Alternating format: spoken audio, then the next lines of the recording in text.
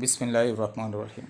2021 সালের ব্যবসা শিক্ষা বিভাগের এসএসসি পরীক্ষার্থী, তোমাদেরকে আমার হাই স্কুলের চ্যানেল থেকে স্বাগত জানাচ্ছি। আজকে আমি তোমাদের চতুর্থ সপ্তাহের ফিনান্স ও ব্যাংকিং বিষয়ের অ্যাসাইনমেন্টটি কিভাবে প্রস্তুত করবে সে বিষয়ে তোমাদেরকে ধারণা দিচ্ছি এবং অ্যাসাইনমেন্টটির উত্তর কিভাবে তৈরি করবে তা আমি তোমাদেরকে বোঝানোর চেষ্টা করছি। তোমরা মনোযোগ সহকারে লক্ষ্য করো। প্রিয় শিক্ষার্থীবৃন্দ, তোমাদের ফিনান্স ও ব্যাংকিং বিষয়ের চতুর্থ সপ্তাহের যে অ্যাসাইনমেন্টের যে উদ্দীপক সেটি হচ্ছে তোমাদের তৃতীয় অধ্যায় অর্থের সময়মূল্যের উপর করা হয়েছে। এখানে গত ফিনান্সের যে অ্যাসাইনমেন্টটি সেটি ছিল ভবিষ্যৎ মূল্যের উপর। আজকে তৃতীয় অধ্যায়ের অর্থের বর্তমান মূল্য এবং ভবিষ্যৎ মূল্যের মধ্যে সম্পর্ক এবং অর্থের বর্তমান মূল্য ও বাট্টা প্রক্রিয়াকরণ সম্পর্কে তোমরা জানতে পারবে। এখন তোমাদের অ্যাসাইনমেন্টের মধ্যে আজকের যেই সমাধানগুলো করতে বলছে উদ্দীপকে, অর্থাৎ 4টি প্রশ্নের কথা এখানে বলা হয়েছে। ক নম্বর প্রশ্ন বলা হয়েছে অর্থের বর্তমান মূল্য ও বাট্টাকরণ প্রক্রিয়া, অর্থাৎ অর্থের বর্তমান মূল্য কাকে বলে এবং বাট্টাকরণ প্রক্রিয়া বলতে কী বোঝায়। খ নম্বর প্রশ্নে বলা হয়েছে, লক্ষ্য করো, বার্ষিক বাট্টাকরণ ও বছরে একাধিকবার বাট্টাকরণ। গ নম্বর, বার্ষিক বাট্টাকরণ ও বছরে একাধিক বাট্টাকরণ করে অর্থের বর্তমান মূল্য নির্ণয়। অর্থাৎ এখানে তুমি যে কোনো একটা উদাহরণ দিয়ে অর্থের বর্তমান মূল্য নির্ণয় করবে।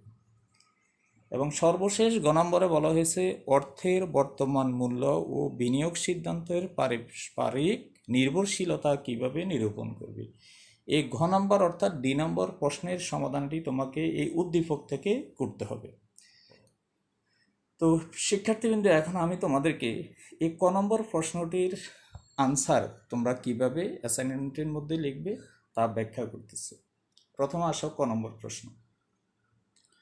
ক নম্বর প্রশ্ন এখানে তোমরা লক্ষ্য করো, অর্থের বর্তমান মূল্য ও বাট্টাকরণ প্রক্রিয়া। ভবিষ্যতে কোনো নির্দিষ্ট সময়ে চক্রবৃদ্ধি সুদের হারের একটি নির্দিষ্ট পরিমাণ টাকা পাওয়ার জন্য যেই পরিমাণ টাকা বর্তমানে বিনিয়োগ করা প্রয়োজন হবে তাকে বর্তমান মূল্য বলে। এরপরে আসা, ভবিষ্যতে প্রদত্ত নগদ প্রবাহের জন্য নির্ধারিত সুদের হারে বাট্টাকরণের মাধ্যমে বর্তমান মূল্য নিরূপণ করা হয়। এই বর্তমান মূল্য বের করার সূত্রটি হচ্ছে বর্তমান মূল্য অর্থাৎ present value is equal to A B divided by 1 plus I whole to the power N.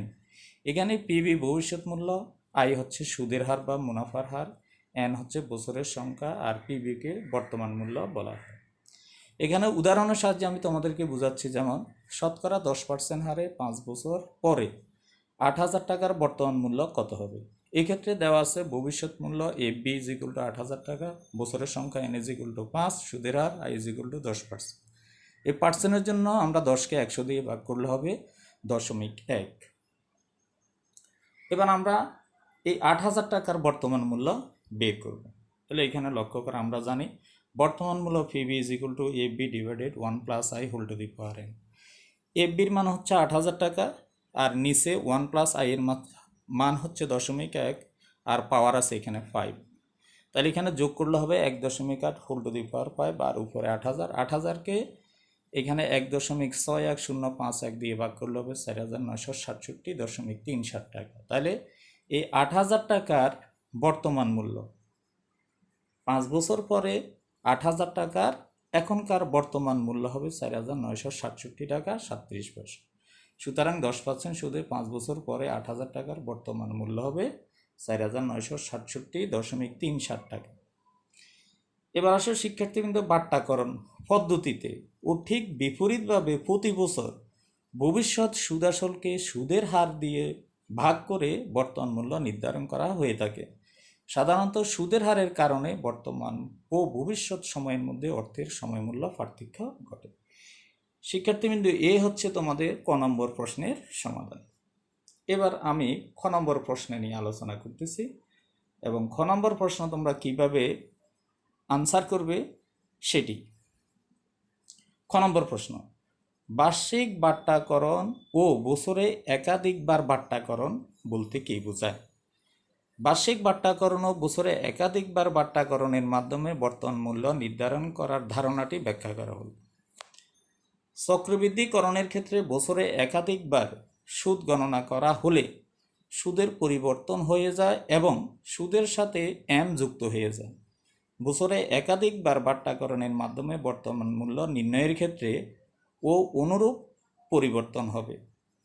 Present value বা বর্তমান মূল্য নির্ণয়ের সূত্র যেখানে আই আছে সেখানে আইকে এম দ্বারা ভাগ করতে হবে এবং এন এর সাথে এম গুণ করতে হবে। একাধিকবার চক্রবৃদ্ধির ক্ষেত্রে ভবিষ্যতের মূল্যর ক্ষেত্রে বাট্টাকরণের মাধ্যমে বর্তমান মূল্য নির্ণয়ের সূত্রটি নিম্নরূপ। এবার এখানে আসো P B is equal to F B divided by 1 plus I divided by M whole to the power N into M. এটি হচ্ছে চক্রবৃদ্ধিকরণের বর্তমান মূল্যের সূত্র। এখানে পিবি বর্তমান মূল্য, এফবি ভবিষ্যৎ মূল্য, আই সুদের হার, এন হচ্ছে বছরের সংখ্যা আর এমকে বলা হয় চক্রবৃদ্ধির সংখ্যা। এবার আসো গ নম্বর প্রশ্ন। গ নম্বর প্রশ্নে বলা হয়েছে বার্ষিক বাট্টাকরণ ও বছরে একাধিকবার বাট্টাকরণ করে অর্থের বর্তমান মূল্য নির্ণয়। তাহলে বাট্টাকরণ প্রক্রিয়া অর্থের ভবিষ্যৎ মূল্যকে ভাগ করা হয়। প্রতি বছর একবার করে সুদ গণনা করা হলে তাকে বার্ষিক বাট্টাকরণ বা চক্রবৃদ্ধি বা অ্যানুয়াল কম্পাউন্ডিং বলে। কিন্তু কখনো কখনো বছরে একাধিকবার চক্রবৃদ্ধি হতে পারে। এক বছরে একাধিকবার সুদ গণনা করাকে মাল্টি পিরিয়ড কম্পাউন্ডিং বলা হয়। এই মাল্টি পিরিয়ড কম্পাউন্ডিংকে এম দ্বারা চিহ্নিত করা হয়। বার্ষিক বাট্টাকরণ ও বছরে একাধিকবার বাট্টাকরণ করে কিভাবে অর্থের বর্তমান মূল্য নির্ণয় করা যায় তা নিম্নে একটি উদাহরণের সাহায্যে আমি তোমাদেরকে বুঝিয়ে দিচ্ছি। যেমন 5 বছর পর 1 লক্ষ টাকা পাওয়ার আশায় মিস্টার ইসলাম বর্তমানে কিছু টাকা ব্যাংকে জমা রাখতে চায়। ক ব্যাংকে মিস্টার ইসলামকে বার্ষিক 10% হারে চক্রবৃদ্ধিতে সুদ প্রদানের প্রস্তাব দিয়েছে। অপরদিকে মিস্টার ইসলামকে খ ব্যাংক 9% হারে মাসিক চক্রবৃদ্ধির প্রস্তাব দিয়েছে। এমত অবস্থায় মিস্টার ইসলাম কোন ব্যাংকে টাকা জমা রাখবে? আমি এই উদাহরণের উদ্দীপক থেকে অর্থাৎ প্রশ্ন থেকে এবার সমাধানটি করে তোমাদের এখানে বুঝাচ্ছি। তোমরা এভাবে লিখবে। সমাধানটি লক্ষ্য করে এখানে গ নম্বরের ব্যাংক 10% হারে বার্ষিক বাট্টাকরণ হলে দেওয়া আছে ভবিষ্যৎ মূল্য F B is equal to 1 lakh টাকা, সুদের হার আই ইজ ইকুয়াল টু 10%। এই 10কে 100 দিয়ে ভাগ করলে 0.1, বছরের সংখ্যা এন ইজ ইকুয়াল টু 5 বছর, বর্তমান মূল্য কত বা প্রেজেন্ট ভ্যালু কত। তাহলে বর্তমান মূল্য P B is equal to F B divided 1 plus I whole to the power N. যেহেতু এখানে বার্ষিক বলছে অর্থাৎ এখানে চক্রবৃদ্ধি বলা হলেও কিন্তু বছরে একবার সুদ গণনা করা হবে, এই জন্য এখানে এম সংখ্যাটি বর্ণটি আসে নাই। অর্থাৎ সরল মুনাফা বছরে একবার সুদের ক্ষেত্রে এই সূত্রটি প্রয়োগ করা হয়, P B is equal to F B divided by 1 plus I whole to the power N. তাহলে এখানে এফ বির মান হচ্ছে যে অর্থাৎ ভবিষ্যৎ মূল্য হচ্ছে 1 লক্ষ টাকা, এরপর 1 প্লাস আই এর মান হচ্ছে 0.1 হোল টু দি পাওয়ার 5। এখানে যোগ করলে নিচের হর দোনোটা যোগ করলে হবে 1.1 হোল টু দি পাওয়ার 5। এবার হোল টু দি পাওয়ার 5 1.1 অর্থাৎ 1.1 হোল টু দি পাওয়ার 5, এটার পাওয়ার বাংলা হবে 1.6105। এটাকে আমরা 1 লক্ষ দিয়ে ভাগ করলে হবে 62,092.13। আর এটাকে পূর্ণ সংখ্যা যদি আমরা প্রকাশ করি তাহলে 62,092 টাকা প্রায়। তাহলে মিস্টার ইসলামকে 5 বছর পর 1 লক্ষ টাকা পাওয়ার আশায় বর্তমানে 62,092 টাকা ক ব্যাংকে জমা রাখতে হবে ক ব্যাংকের প্রস্তাব অনুযায়ী। তাহলে এটাকে বলা হয় বার্ষিক বাট্টাকরণ। এবার বছরে একাধিকবার বাট্টাকরণের ক্ষেত্রে কিভাবে আমরা সমাধান করব লক্ষ্য করো। এখানে একইভাবে আমরা এই বছরে একাধিকবার করণের ক্ষেত্রে তোমরা খেয়াল করো, ব্যাংক খ 9% হারে মাসিক বাট্টাকরণ। এখানে 1 বছরে একাধিকবার সুদ ধরবে, যেহেতু মাসিক বলা আছে তাহলে 1 বছরে মোট 12বার সুদ গণনা করা হবে, অর্থাৎ 1 মাস পর পর একবার করে সুদ গণনা করতে হবে। তাহলে ভবিষ্যৎ মূল্য FB is equal to 1 lakh টাকা, সুদের হার আই ইজ ইকুয়াল টু 9%। তাহলে পার্সেন্টকে আমরা 100 দিয়ে প্রকাশ করলে, 9কে 100 দিয়ে ভাগ করলে 0.09, বছরের সংখ্যা এন ইজ ইকুয়াল টু 5 বছর, আর বছরের চক্রবৃদ্ধির সংখ্যা এম ইজ ইকুয়াল টু 12, যেহেতু এখানে মাসিক চক্রবৃদ্ধির কথা উল্লেখ করা আছে বা মাসিক বাট্টার কথা উল্লেখ করা আছে। আর বর্তমান মূল্য পিবি। এখন আমরা এই খ ব্যাংকের এই 9% হারে মাসিক চক্রবৃদ্ধি হারে 1 লক্ষ টাকার ভবিষ্যৎ যদি 1 লক্ষ টাকা হয়, মূল্য যদি 1 লক্ষ টাকা, তাহলে 1 লক্ষ টাকার বর্তমান মূল্য কত হবে, বা বর্তমানে খ ব্যাংকে কত টাকা মিস্টার ইসলামকে জমা রাখতে হবে। তাহলে বাজার মূল্য এবার, বর্তমান মূল্য এবার P B is equal to F B divided by 1 plus I divided by M whole to the power N into M. এখানে খেয়াল করো তোমরা, আমরা সূত্র লেখার পরে এখানে আমরা এই এফবির মান 1 লক্ষ বসা নিলাম, এরপর 1 প্লাস আই এর মান 0.09, এম এর মান 12, আর whole to the power N into M. তাহলে এন এর মান হচ্ছে 12, এম এর মান হচ্ছে যে এন এর মান 5 আর এম এর মান হচ্ছে 12। এবার আমরা নিচে লসাগু করে হর দিয়ে ভাগ লব দিয়ে গুণ করি, কি পেলাম 1.10075, আর হোল টু দি পাওয়ার এখানে 60, অর্থাৎ 5 দিয়ে 12কে গুণ করলে 60। এবার 1.0075 হোল টু দি পাওয়ার 60-এর পাওয়ার বাংলা হবে 1.5656811027। এই উপরের 1 লক্ষকে নিচের সংখ্যা দিয়ে ভাগ করলে হবে 63,869.9698। তাহলে এটাকে যদি আমরা পূর্ণ সংখ্যা ধরি তাহলে 63,870 টাকা প্রায়। তাহলে এখানে আমরা কি পেলাম, আমরা বর্তমান মূল্য পেলাম 63,870 টাকা 9% বার্ষিক চক্রবৃদ্ধিতে। অর্থাৎ আমি যদি মিস্টার ইসলাম যদি এখন 63,870 টাকা খ ব্যাংকে জমা রাখে, তাহলে সে 5 বছর পর 1 লক্ষ টাকা পাবে। এখানে উদ্দীপকের মধ্যে আমরা সর্বশেষ লক্ষ্য করে এখানে আমরা মন্তব্য লিখেছি, মিস্টার ইসলাম 5 বছর পর 1 লক্ষ টাকা পাওয়ার আশায় খ ব্যাংকে বর্তমানে 63,870 টাকা জমা রাখতে হবে। তাহলে এবার আমরা সিদ্ধান্ত আসি, আমরা কোন ব্যাংকে টাকা জমা রাখবে, অর্থাৎ মিস্টার ইসলাম কোন ব্যাংকে টাকা জমা রাখা তার জন্য উচিত হবে। অতএব খ ব্যাংকের তুলনায় ক ব্যাংকে কম টাকা জমা রাখতে হয়, আমরা বিয়োগ করব। অর্থাৎ খ ব্যাংকের জমার টাকা থেকে ক ব্যাংকের জমার টাকা বিয়োগ করলে আমরা পাবো 1,778 টাকা। তাহলে খ ব্যাংকের তুলনায় ক ব্যাংকে 1,778 টাকা জমা রাখতে পারে। যেহেতু ক ব্যাংকে 1,778 টাকা কম জমা রাখলেও 5 বছর পর 1 লক্ষ টাকা পাওয়া যাবে, তাই মিস্টার ইসলামকে ক ব্যাংকে বর্তমানে 62,092 টাকা জমা রাখা উচিত। যেহেতু ব্যাংকে কম টাকা রেখেও 5 বছর পর 1 লক্ষ টাকা পাওয়া যাবে, এই জন্য খ ব্যাংকে টাকা জমা রাখা সমীচীন হবে না। এই ছিল ঘ নম্বর প্রশ্নের সমাধান, অর্থাৎ সি নম্বর প্রশ্ন। শিক্ষার্থীরা, এবার আমি ঘ নম্বর অর্থাৎ ডি নম্বর প্রশ্নের সমাধানটি তোমাদেরকে বোঝাচ্ছি। এখানে ডি নম্বর প্রশ্নে বলছে যে অর্থের বর্তমান মূল্য ও বিনিয়োগ সিদ্ধান্তর পারস্পরিক নির্ভরশীলতা ব্যাখ্যা করো। প্রিয় শিক্ষার্থীবৃন্দ, এখানে তোমাদের অ্যাসাইনমেন্টের উদ্দীপকের মধ্যে একটি সমস্যা দেওয়া আছে। এই সমস্যা থেকেই আমরা সমাধান করে আমরা কোনটি বিনিয়োগ করা উচিত, অর্থাৎ কোন ক্ষেত্রে বিনিয়োগ করা উচিত হবে সে সিদ্ধান্তে পৌঁছতে পারব। সমস্যাটি হচ্ছে, নিরাপদ লিমিটেড 3 বছর পর 15 লক্ষ টাকা মেশিন ক্রয়ের উদ্দেশ্যে এখনই প্রয়োজনীয় অর্থ ব্যাংকে বিনিয়োগ করতে ইচ্ছুক। অভয় ব্যাংক 10% বার্ষিক চক্রবৃদ্ধি মুনাফা দেবে এবং উদয় ব্যাংক 9.50% ত্রৈমাসিক চক্রবৃদ্ধির মুনাফা দেবে। প্রতিষ্ঠানটি অর্থ বিনিয়োগের জন্য যে কোনো একটি ব্যাংক নির্বাচন করতে চায়। অর্থের বর্তমান মূল্য ও বিনিয়োগ সিদ্ধান্তের পারস্পরিক নির্ভরশীলতার ভিত্তিতে দুইটি ব্যাংকের মধ্যে কোনটিতে বিনিয়োগ করা যৌক্তিক হবে তা বিশ্লেষণ করতে বলছে এখানে আমাদেরকে উদ্দীপকের মধ্যে। তাহলে এখানে লক্ষ্য করে, এখানে দুইটি ব্যাংকের প্রস্তাব। তাহলে সে কত বছর পর? 3 বছর পর 15 লক্ষ টাকা দিয়ে একটি মেশিন ক্রয় করবে। তাহলে এখন সে কত টাকা ব্যাংকে জমা রাখবে? এখন অভয় ব্যাংক 10% বার্ষিক চক্রবৃদ্ধির মুনাফা দেবে প্রস্তাব দিল, আর উদয় ব্যাংক 9.5% হারে ত্রৈমাসিক মুনাফার চক্রবৃদ্ধির মুনাফার প্রস্তাব দিয়েছে।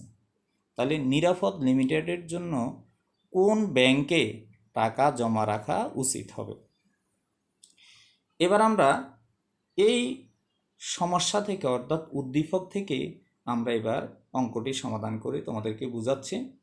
তোমরা লক্ষ্য করো, এই অর্থের বর্তমান মূল্য ও বিনিয়োগ সিদ্ধান্তের পারস্পরিক নির্ভরশীলতা বিশ্লেষণ, উদ্দীপকের আলোকে সমস্যার সমাধান। প্রথমে অভয় ব্যাংক 10% হারে বার্ষিক চক্রবৃদ্ধির মুনাফা যদি দেয়, এক্ষেত্রে অভয় ব্যাংক বলছে 10% হারে বার্ষিক চক্রবৃদ্ধি মুনাফা দিবে, অর্থাৎ বছরে একবার মুনাফা দিবে চক্রবৃদ্ধি হারে।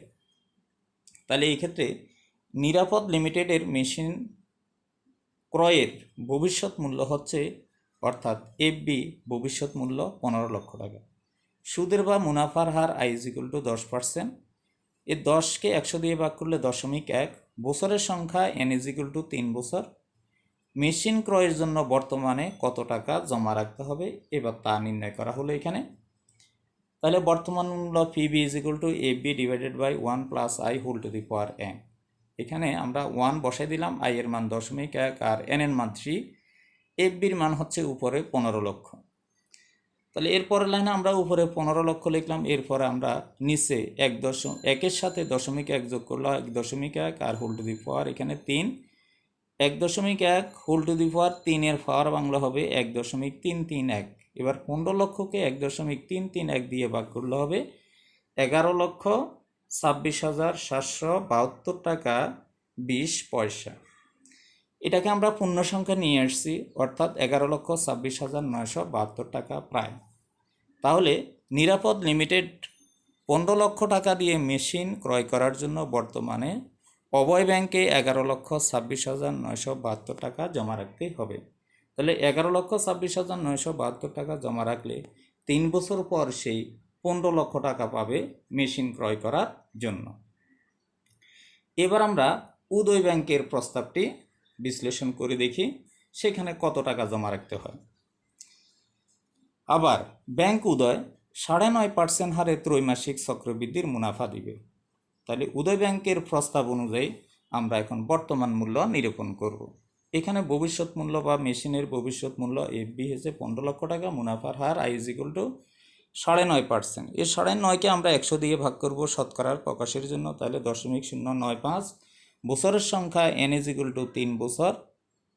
এরপরে বছরের চক্রবৃদ্ধির সংখ্যা m= যেহেতু ত্রৈমাসিক বলা হয়েছে, ত্রৈমাসিক চক্রবৃদ্ধির মুনাফা আমরা জানি 1 বছর হচ্ছে 12 মাস, আর ত্রৈমাসিক কথাটির অর্থ হচ্ছে 3 মাস পর একবার সুদ গণনা করা হবে, আবার 3 মাস পর একবার, আবার 3 মাস পর একবার, আবার 3 মাস পর একবার, এইভাবে 1 বছরে মোট 4 বার সুদ গণনা করা হবে। এই জন্য আমরা 12 মাসকে 3 দিয়ে ভাগ করছি, অর্থাৎ 1 বছরে 4 বার সুদ গণনা করতে হবে।